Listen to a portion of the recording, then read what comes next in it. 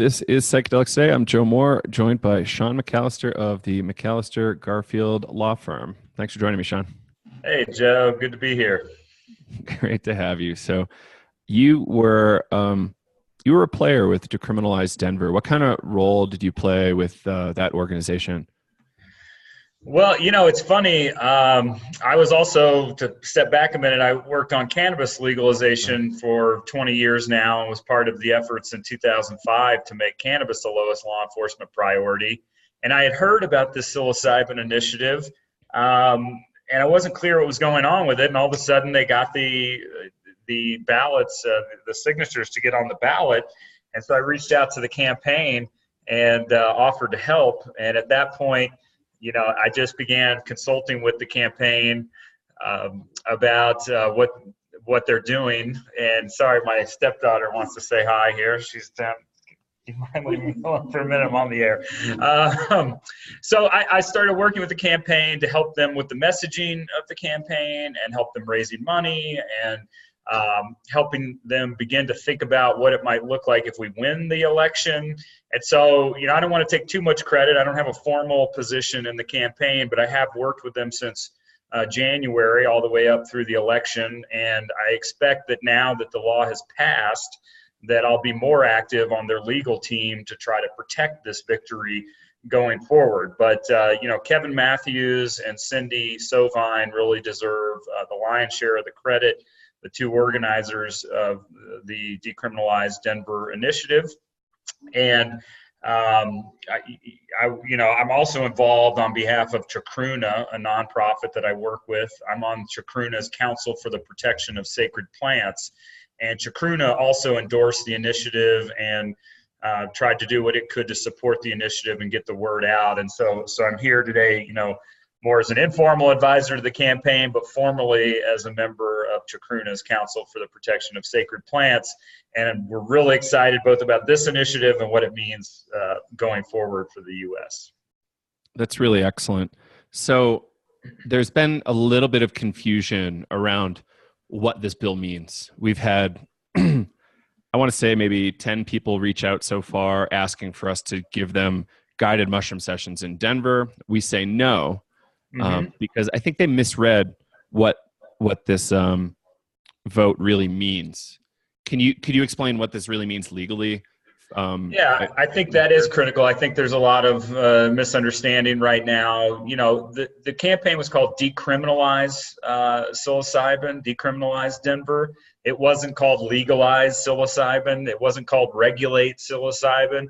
And we did that, and the campaign did that on purpose because the feeling was that the dialogue around this is in such its infancy that to just come right out of the gate and say we want to regulate and tax psilocybin and have stores and licenses to produce psilocybin, that was sort of too much too fast.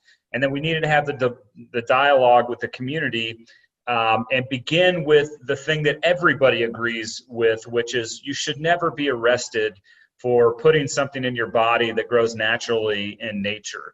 And so decriminalization really just means that Denver now has a lowest law enforcement priority around psilocybin. It doesn't mean it's legal in Denver. It doesn't mean it's regulated.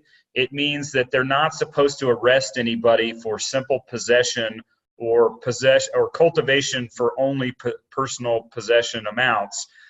So that's one thing people don't typically understand, is that this does not only decriminalize possession, but also cultivation for personal possession. And so decriminalization just means the city is not supposed to spend any money to criminalize this behavior. And that was sort of the second important part of the initiative, is decriminalize the possession and cultivation for personal possession amounts and tell the city it can't spend any money to enforce laws against this. And so that is, what I love about that model is that it says to people, you can do this at home. You can produce it in your house. You can eat it at your house. You can have friends come over and eat it with you. But there's no ability to sell mushrooms, to charge for them. With cannabis, a lot of people who didn't want to get licensed stores went out and did things like they said, if you buy my pipe, I'll give you this free marijuana. I think any of those kind of systems that people try to do, if you come to my breathwork ceremony, you get some free psilocybin, but you got to pay to come to the event. Any of those models suggest some kind of remuneration, which is the legal term for payment. They suggest some kind of payment for the mushrooms. And I think it's a really bad idea because I do expect there to be some resistance to this at the city of Denver level. We can probably talk about that in a little bit here. But if you put an ad out and say, we're having breathwork ceremony with psilocybin, it's only $50, I guarantee you the city of Denver wouldn't like that. And it's just like with cannabis before they legalized social clubs, people trying to have events where they would charge money for people to get in and give away free cannabis. The city came down on some of those behaviors as well. So I think it's really important to get the message out that this is really a bare minimum starting point for a larger discussion about potential legalization and regulation down the road. And again, I want to talk about what this means for Colorado down the road. But this is just a beginning that says you can possess or cultivate for personal possession, and that will only be the lowest law enforcement priority in the city and county of Denver. These things remain completely illegal at the state level and at the federal level. So again, you have to be very careful. It's not a time to break out the psilocybin dance party just yet. Well, at least not to charge for it. That's my. You can have a psilocybin dance party. What kind of quantities are considered personal use, or is that flexible at this point? Yeah, that's one of the beauties of this initiative is it didn't set a specific amount cap on what personal possession is. I can tell you as a cannabis business attorney with a background in criminal law that the district attorneys and the police will look at personal possession amounts in sort of the typical ways that we think about it, an ounce or less, a couple weeks supply. If you have a pound of mushrooms, for example, there's absolutely an argument. You could say, hey, this is a year or 2 years supply or whatever it's going to be. I grew it once. I'm storing it in my freezer. It's a personal possession amount. And that could be true. And you would have an argument to avoid criminal prosecution. But, the cops and the DAs are going to look at this very narrowly. And I think about some of the cannabis cases I had where people would say, oh, this 5 pounds of marijuana was just, saving up for a long time personal use.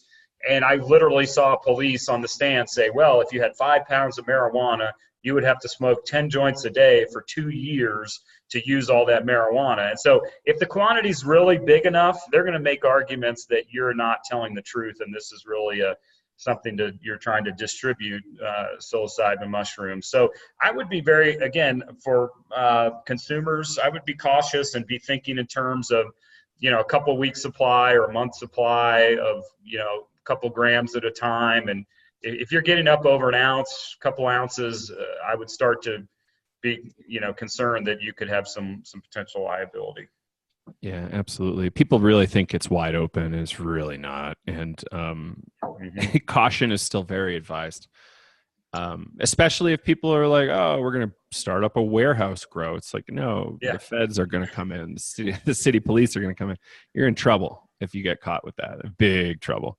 Yeah, and I think I said that, but there's really no provision in this law that allows commercial production of psilocybin or any kind of commercial activity at all. And so anybody's thinking about a monetary connection to psilocybin needs to consult a lawyer because it's probably illegal. There might be a way to do it. You and all your friends get together and you share psilocybin, but if people are paying money at the door to come in, you really could have a problem. What do you think the city might do to push back on this a little bit? Yeah, what's unfortunate is that the leaders in city government were all universally opposed to this initiative. I didn't hear one sitting city council person support this initiative. Certainly the mayor said he didn't support it. The district attorney in Denver didn't support the initiative. And, what's really unfortunate, and the reason we have to use ballot initiatives, are these politicians absolutely don't have the courage to stand up and fight the drug war and resist the temptation to do the easy thing and do the brave thing of support these initiatives. And so, that with that as a background, I feel, the city should do the right thing and respect the will of the voters, but I feel very concerned that you're going to see institutional resistance to this law. And like I said a minute ago, in 2005, when we made cannabis prosecution the lowest priority in Denver, the city continued to prosecute cannabis cases. And we went to them, we said, well, what are you talking about? We just passed the lowest priority thing for cannabis, just like the psilocybin initiative, basically the same idea. We just passed this and you're still prosecuting marijuana people. What are you doing? And they said, well, sorry, it's still against state law, and we have a duty in the city and county of Denver to enforce state law. And so we actually litigated that issue with them in 2006. And unfortunately, the difference, or maybe fortunately, I guess, is when we made cannabis prosecution's lowest priority, we didn't have this other piece that the mushroom initiative has, which is we didn't have the piece saying you cannot spend any money on prosecution. So there's a difference now on the psilocybin case that, we can say that's fine, it's still against state law, but the voters said you can't spend any money to prosecute psilocybin, so what are you doing? You can't do this.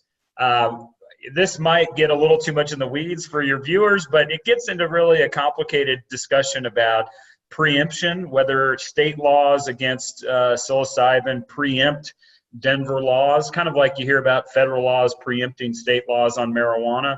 Are we going to see the city say, we have to follow state law and this provision is preempted by state law in some way?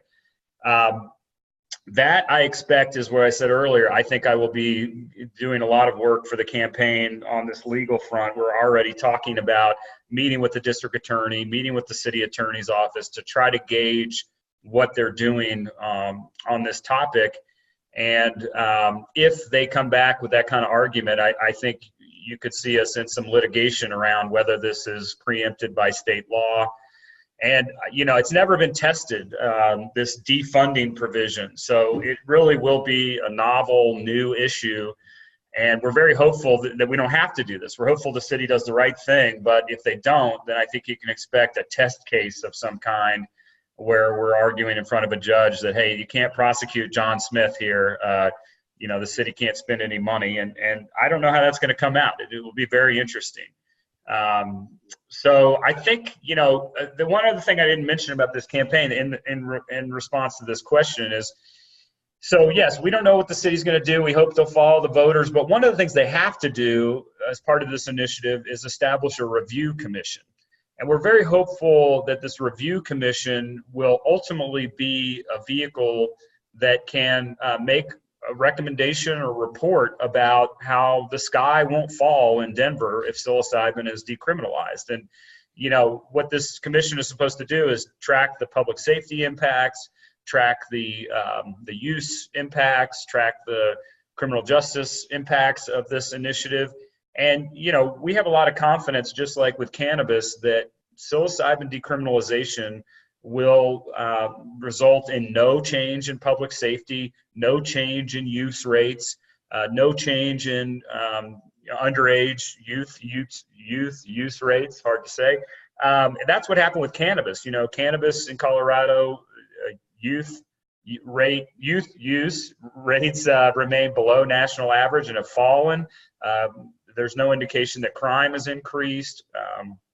And no indication that addiction rates have increased. I mean, there's some nominal problems with cannabis legalization, more admissions to emergency rooms. Of course, the only side effect of cannabis is you get the munchies, but people have panicked on edibles and gone to emergency rooms. So no one would say any decriminalization or legalization effort is going to be without any impacts, but we believe very strongly this review commission will ultimately, when it gives its report, I think it's an annual report, is going to say really good things about nothing has changed in Denver and people are not, freaking out and, tripping in the streets.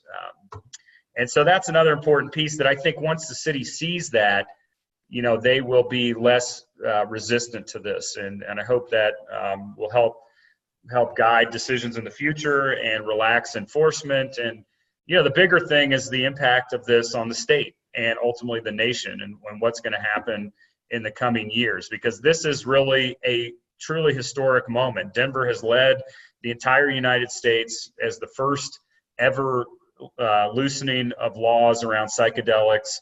And it is a leader on drug policy reform. And I think you can expect state initiatives here and in other states, and maybe we can talk about that in a minute. But that's how important this is. It's a truly historic victory, and all advocates for sensible drug policy should be thrilled.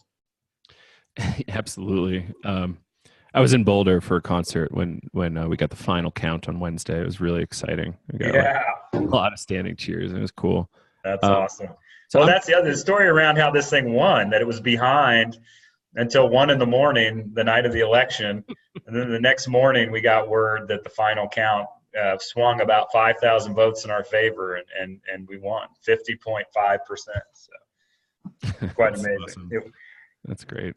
I'm curious about pushback from the city council and the mayor. Like, did they have any kind of foundation that they were pushing back against on this? The typical response was, well, we've just already legalized one controlled substance, marijuana, in Colorado, and I think we need some more time before we can turn to something else. That was a typical response. Another was that we don't want Denver to become this, mecca of drug users or drug policy, and it sets a bad example, sort of a reputational argument that somehow, we'll be seen as a, hippie, pothead, tripping city, and that it'll hurt our reputation somehow.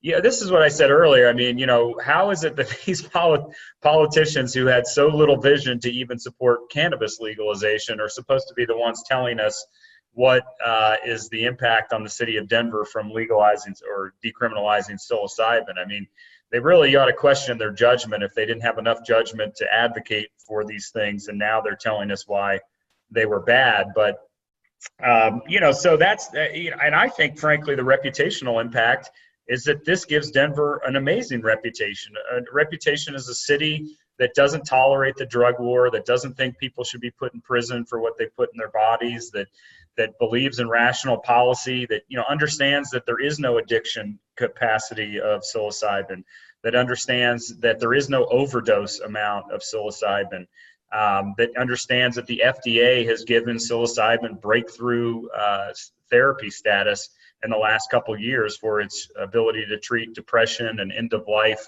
anxiety.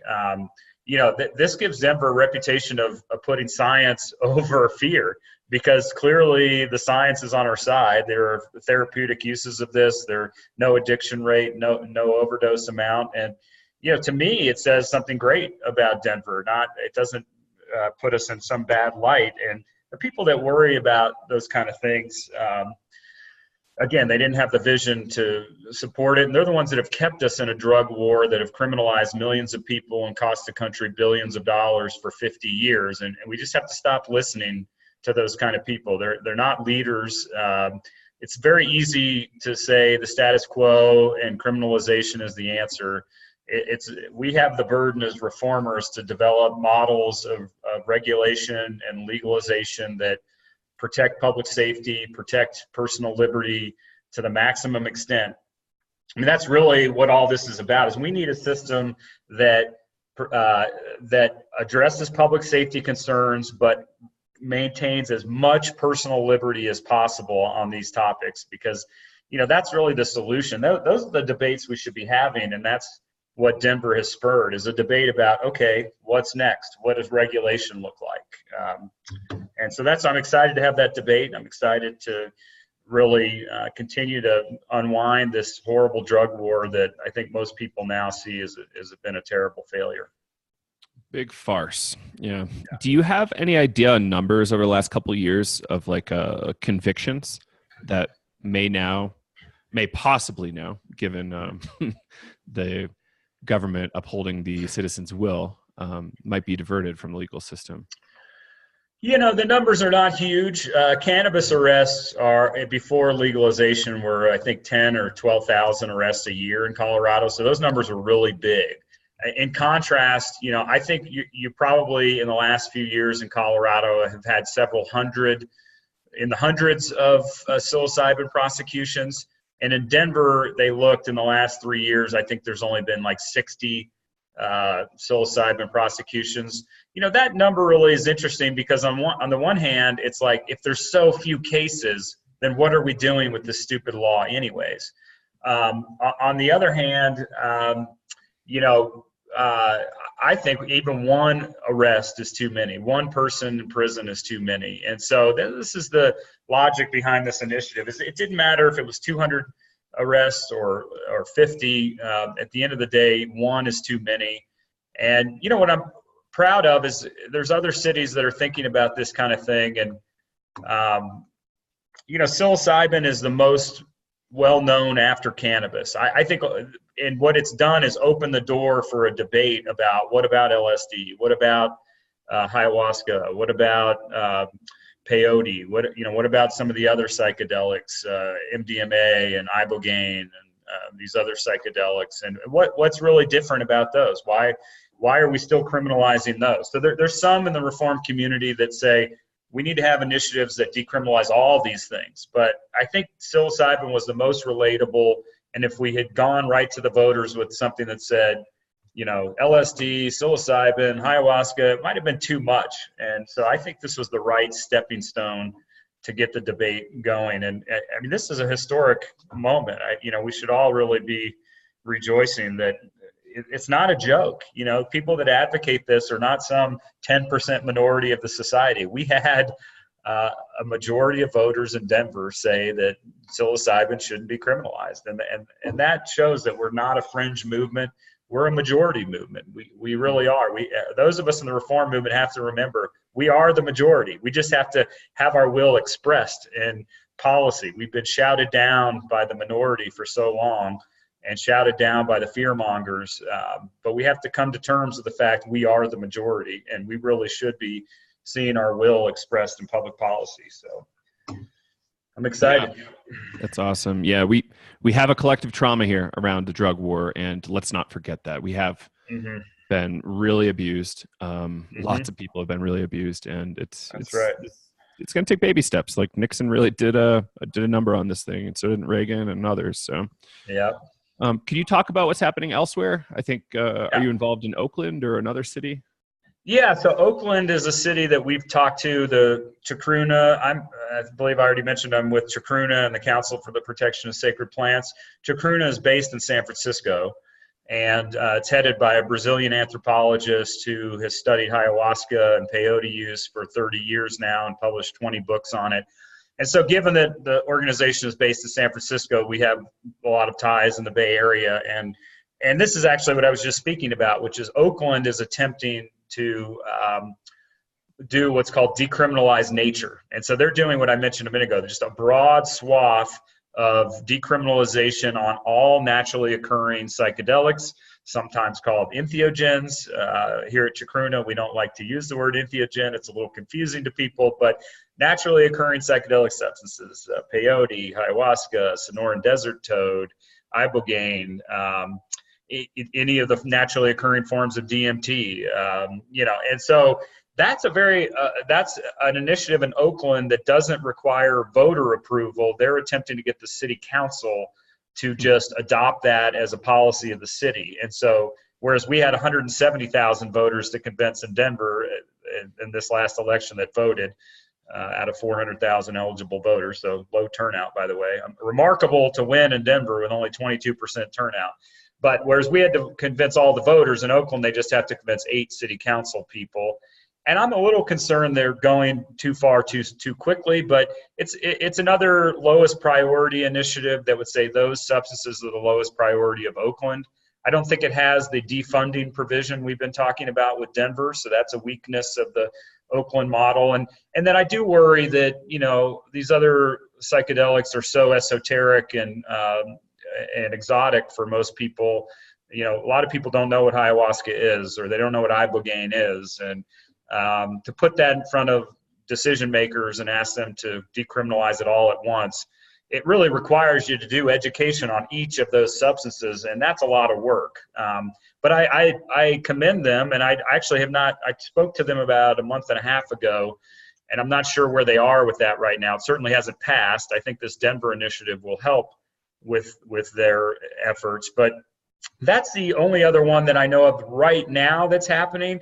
But as your viewers may know, California attempted to raise signatures to get a regulation of psilocybin, a ballot initiative on the ballot in advance, I think, of the 2018 election, and they failed to get enough signatures to get on the ballot. So, but California has begun attempting to get this on the ballot. And then you have Oregon, which is in the process of getting ballot signatures together to get an initiative on the ballot that would regulate psilocybin at the state level. And so, this is for 2020. Oregon looks like it's going to be the leader in statewide ballot initiatives here in 2020 because, and there's a lot of concern around the Oregon initiative, if you want me to talk about that now. Sure. The concern is it's a medicalized model, that what it says is that you can go to the state and apply to get a license to administer psilocybin and a license to cultivate and produce psilocybin. You don't have to be a licensed therapist in order to get that license to distribute psilocybin. But then you would basically have this unlicensed therapist administering psilocybin to quote unquote patients of some kind.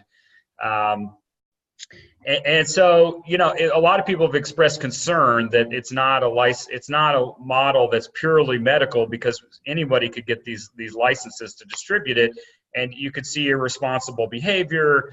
And yet on the other side, people are concerned with the medicalization concept in general. I also fear a purely medicalized model, because just like with cannabis, back when it was medical marijuana was the only thing you could get, you really had to go to the doctor and say you were sick or say you were hurt.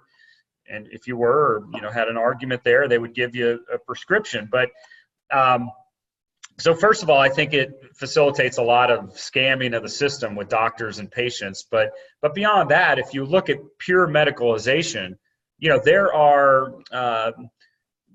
big pharma and private equity funds and big money out there looking at psychedelics saying, let's turn this into a pill that you can take for depression.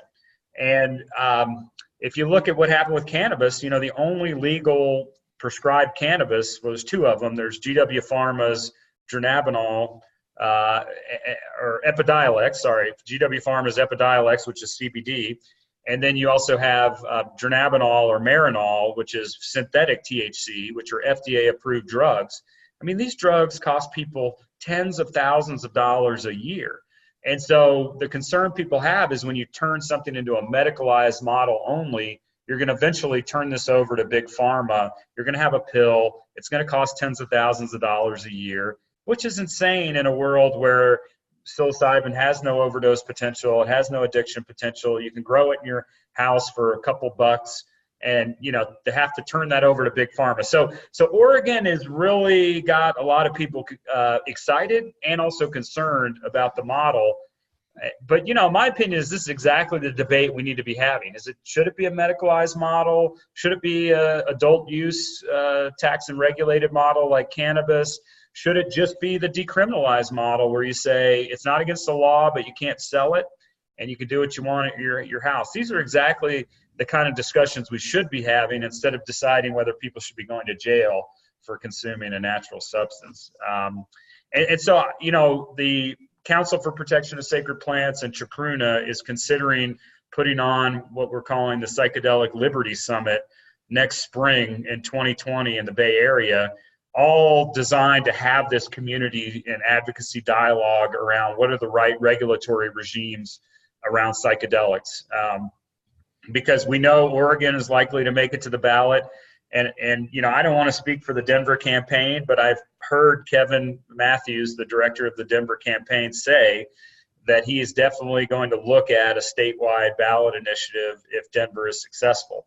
And so I, encourage you to talk to him and confirm whether or not that's actually going to happen. But I think what you'll see in 2020 is likely Oregon ballot initiative, potentially Colorado ballot initiative, lots of local ballot initiatives, and you should see other states like California, Alaska, other true, libertarian or progressive states quickly following suit. I think you could see, a half dozen of these statewide initiatives in the next 6 or 7 years. And that's amazing. I mean, to come from being made fun of for 40 years, the legacy of Tim Leary and tune in, turn out, and drop out, to having what we really are experiencing is a psychedelic renaissance now. And it's one of the most exciting times to be alive. It's certainly a time to be proud to be a Coloradan, I'll tell you that much. This state, this little mountain state with 6 million people, has really rocked the world with its leadership on drug policy. Absolutely. Yeah. I hope it spreads. And I'm really excited to see it progress and stuff. So, yeah. Sean, we're at about a half an hour. Anything else you want to point out? Maybe give your website? Yeah, sure. Chacruna is chacruna.net, and Chacruna is spelled CHACRUNA, chacruna.net. Chacruna is the Quechua word for the ayahuasca leaf, and so that's why we're called Chacruna. We have a strong base in the ayahuasca and peyote background, but we advocate for all psychedelic legalization and decriminalization, and any effort to take us away from a system of criminalization. And I think, like I said earlier, that's really what we need to be thinking about and doing now, is thinking about what a regulatory model might look like. I was worried if the Denver initiative failed, which it came close to, but luckily it won, that one of the reasons would be because voters didn't understand what this meant. Does this mean just anybody can have access to psilocybin? And sort of like your questions at the beginning, there's a lot of confusion as to what this means. And so, we need to start having this community dialogue about what is the right model. And Rick Doblin at MAPS talks about a license model for psychedelics. A personal license. And what that means is like a driver's license for psychedelics, that you would have to go somewhere, you get maybe some education, you pass a test, or they talk to you about setting and safety and efficacy and all the all the security issues and being a safe consumer of psychedelics. And then you get a license to use psychedelics, and you can maintain that license and have it and use it.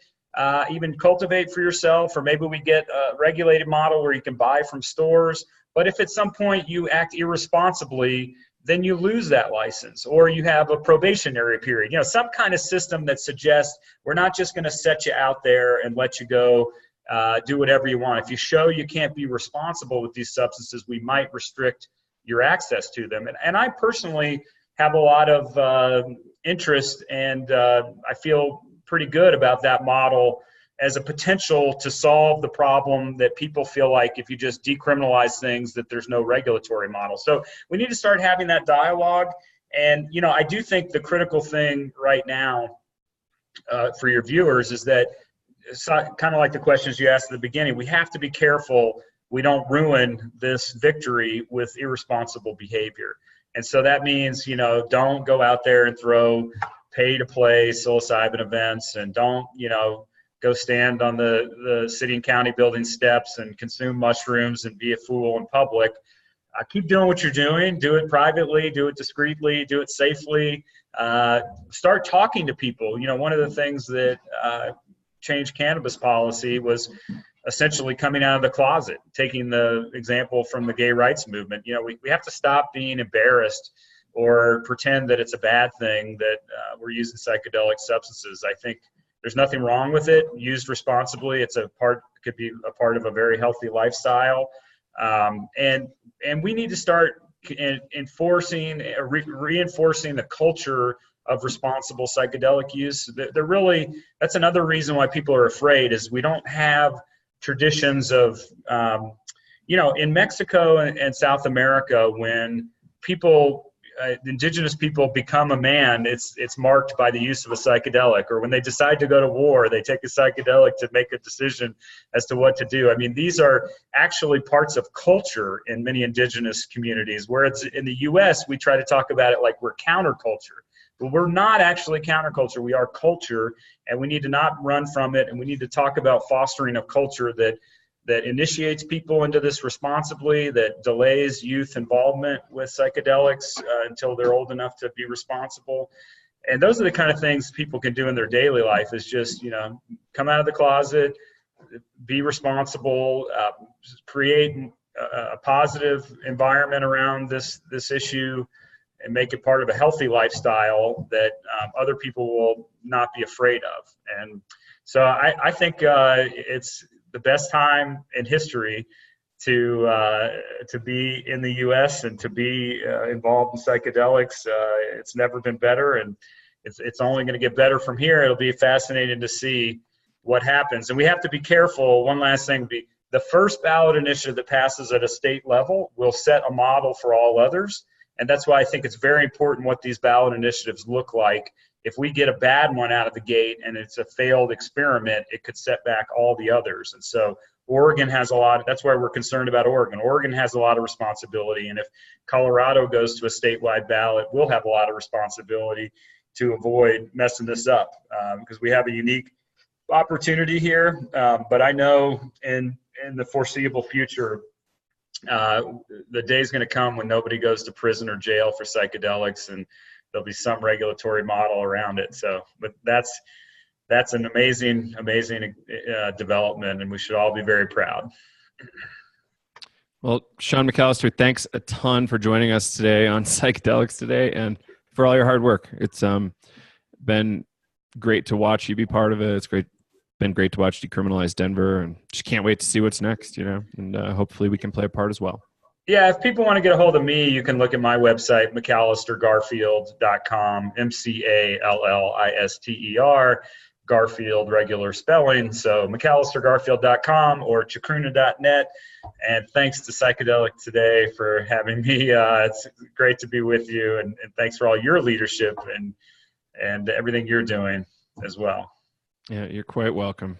And have a great rest of your day. Okay, you too.